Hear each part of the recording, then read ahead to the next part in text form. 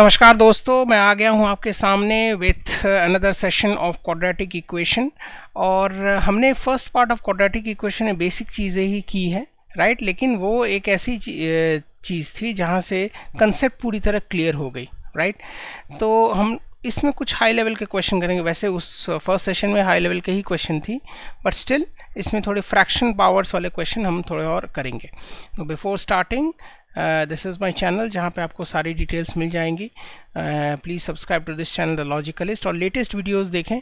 पुराने वाले वीडियोस में थोड़ी साउंड की प्रॉब्लम, जैसे मैंने कमेंट सेशन में लिखा भी है, प्लीज़ उन वीडियोस को कम देखें। जो 19 और 20 में जो शूट हुई हैं, प्लीज़ उन वीडियोस को थोड़ा देखें, right. So let's move on to the revision part. पहले रिवाइज कर लेते हैं हमने सीखा क्या है।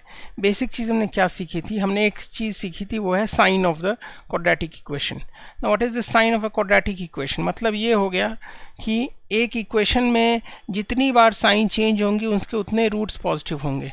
जैसे इस इक्वेशन में यहाँ से प्लस से प्लस, प्लस से प्लस, यहाँ की यानी कि इसके दोनों रूट्स नेगेटिव होंगे।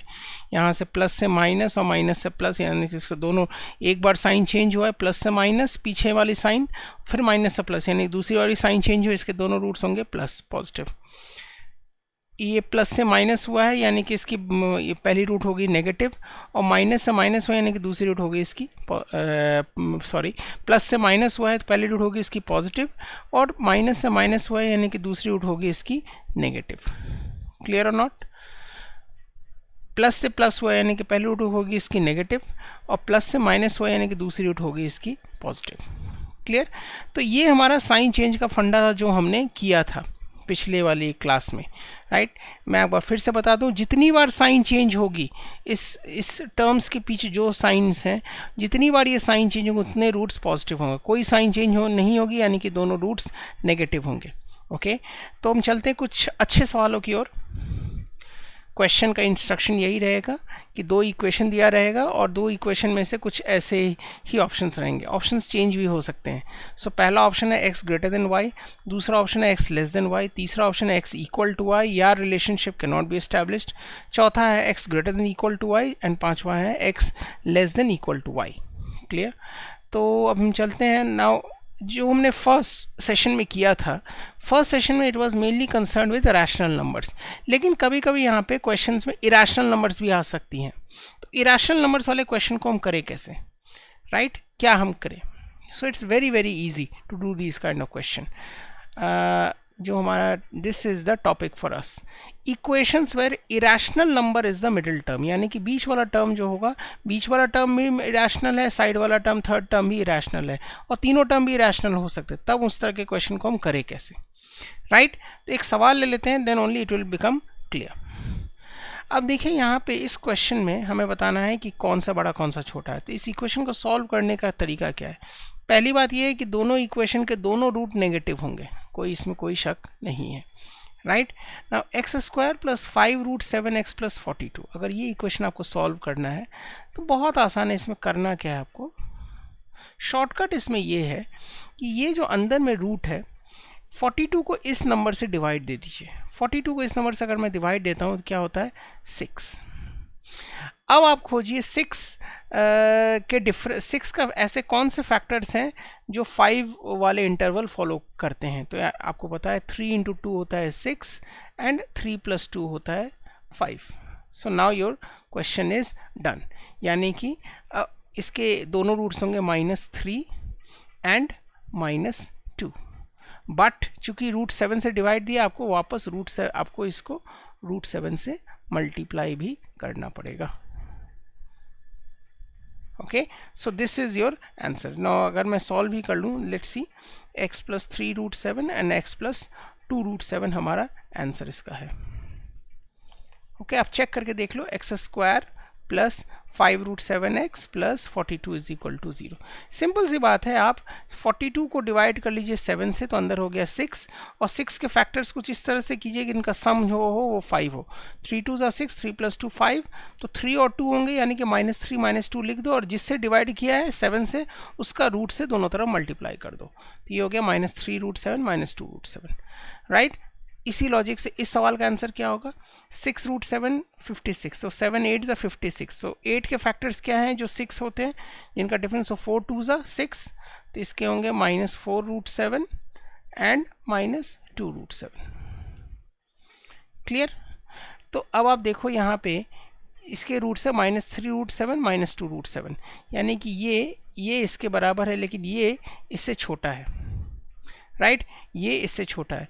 लेकिन ऐसे ही ये जो रूट है -2 रूट 7 वो इसके बराबर है, लेकिन ये रूट जो है वो इससे बड़ा है। So we can not say anything. Are you seeing this? अगर -3 रूट 7 है और -2 रूट 7 है, -4 रूट 7 है एंड -2 रूट 7 है। अब आप भूल जाओ कि रूट 7, आप सिर्फ सिंपल से इसको -3 और -2 -4 2 लो, तो -3 और -2 एंड -4 एंड -2, मान लो ये दोनों रूट्स हैं। तो हम देख रहे हैं यहाँ पे -2 जो है वो इसके बराबर है और इससे बड़ा है, लेकिन -4 जो है वो दोनों से छोटा है। ये जो है वो इसके बराबर है या इससे बड़ा है। And this root is less than both the roots, but this root is equal to as well as less than this of the roots. Okay, तो sorry, greater than equal to roots, यानी कि nothing can be established. तो answer होगा nothing can be established. Option number 3 is your answer. Option number 3 क्या है? It is x equal to y और the relationship can not be established. So ये हमारा बहुत इंपॉर्टेंट बात है, right. So this is the answer for this question. x square -2 root 1x plus -2 root x plus 4 root 3। Okay, तो इसको अगर मैं इसे सॉल्व करूं तो क्या होता है, x square -2 root 3x -2x plus 4 root 3। Okay, तो अब आप देखो यहाँ पे प्लस से माइनस एंड माइनस से प्लस, यानी कि दोनों रूट इसके पॉजिटिव होंगे। अब आप देखो यहाँ पे 2 रूट 3 एंड 2 है, and 2 root 3 into 2 is equal to 4 root 3, यानी कि हम आंख मूंद के लिख सकते हैं इसके दोनों रूट्स होंगे 2 रूट 3 एंड 2, राइट। अगर देखो, अब यहाँ पे अगर फिर से बता दूं, अगर आप इसे ब्रेक करते हो तो ये देखो यहाँ पे 2 रूट 3 एंड 2, एंड 2 रूट 3 और 2 का मल्टीप्लीकेशन इज 4 रूट 3, राइट। सीधी सी बात है, इसके दोनों रूट्स होंगे +2 रूट 3 एंड +2। अब इस इक्वेशन को देखिए, ये थोड़ा कॉम्प्लेक्स इक्वेशन लग रहा है, इसमें irrational first and third term दोनों है, तो इसमें भी कोई टेंशन वाली बात नहीं है। आप दोनों साइड √3 से मल्टीप्लाई कर दीजिए, तो इसमें क्या हो रहा है, it is equal to 3y square, right, and -3 root 3y plus 2 is equal to 0। Clear. अब यहाँ पे थोड़ा संभल के जाना है, बिकॉज 3 2 ज़ा 6, तो हम ऐसा लिखते हैं 3y स्क्वायर -2 रूट 3y या √3y -2 root 3y plus 2।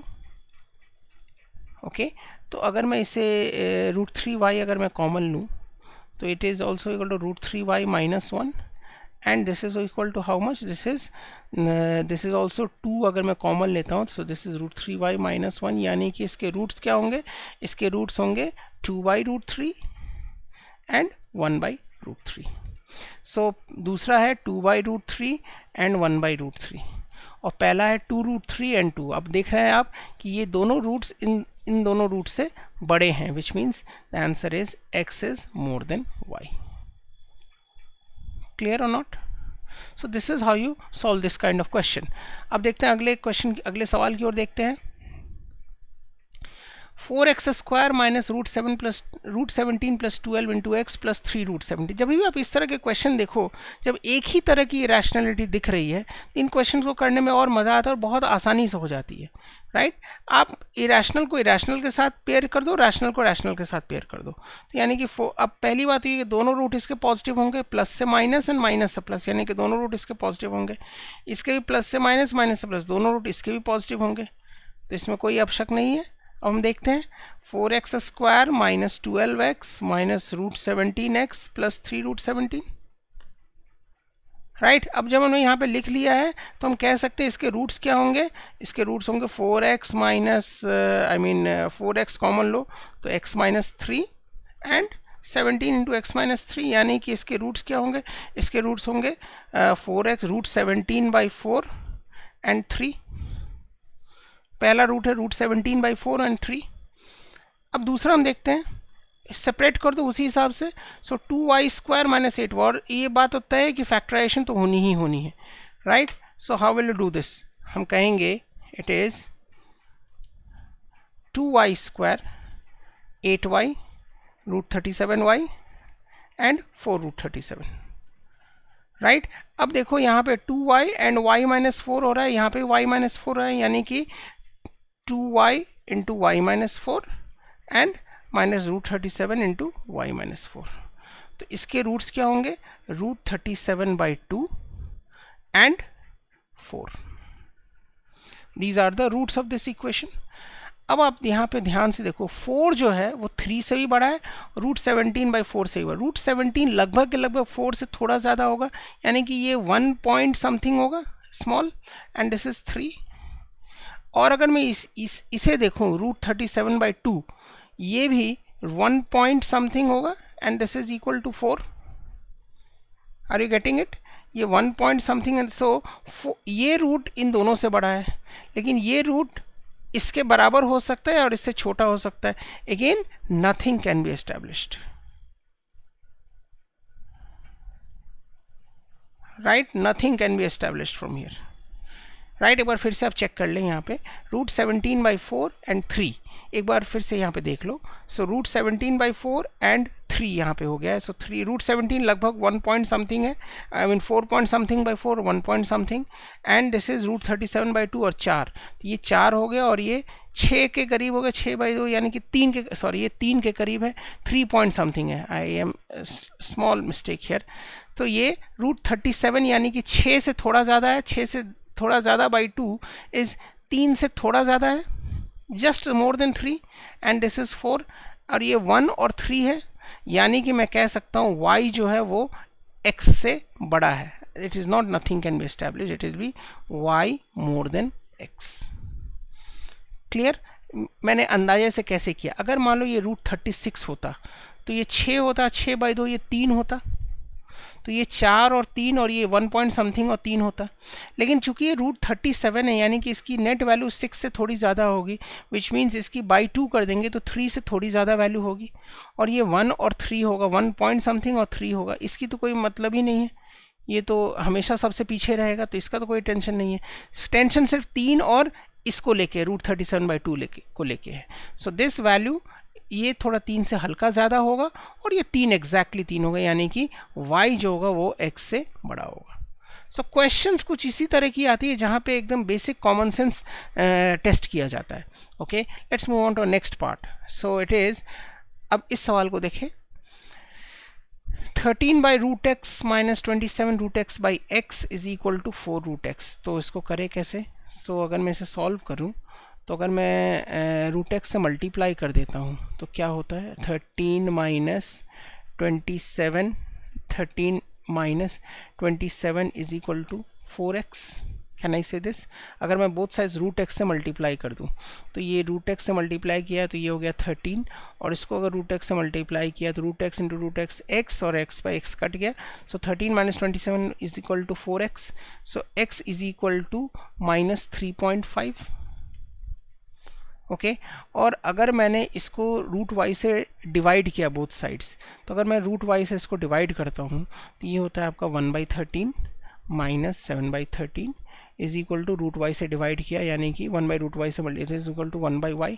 So minus 6/13 is equal to 1/y। So y will be equal to minus 13/6, minus 13/6 is equal to minus 2 point something है, राइट।